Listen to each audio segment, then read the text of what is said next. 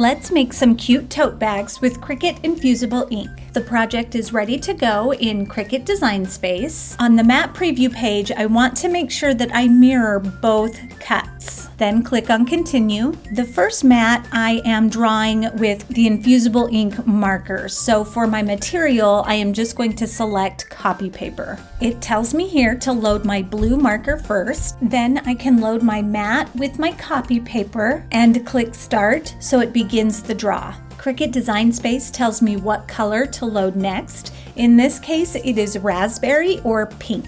And I want to switch out these markers without removing the mat from the machine. The last color is orange, so again, I'm going to change out that marker and then continue the draw. I am making 3 matching tote bags, each with a different heart that is colored in. My material for my second mat is Infusible Ink. I have a piece of gray infusible ink that I have cut to size that I can apply to my mat, load the mat into my machine, and press Start to begin the cut. Weed the design by removing the excess infusible ink. And to find your correct heat settings, go to the Cricut Heat Guide. You can enter in your transfer material and your base material, and it will give you the heat settings that you need for your project. When using infusible ink, make sure that your blank is infusible ink compatible. I'm going to follow the directions from the Cricut Heat Guide. I'm going to insert my heat press mat as well as a piece of paper. Then I'm going to go over the entire bag with a lint roller to remove any fibers. Press for 15 seconds.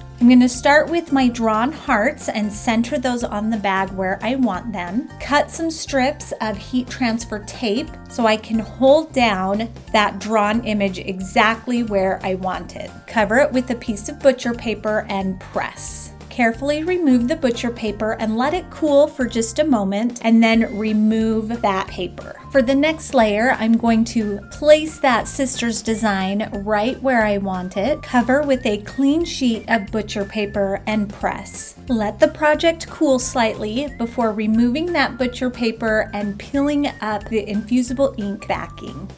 And there is our tote bag!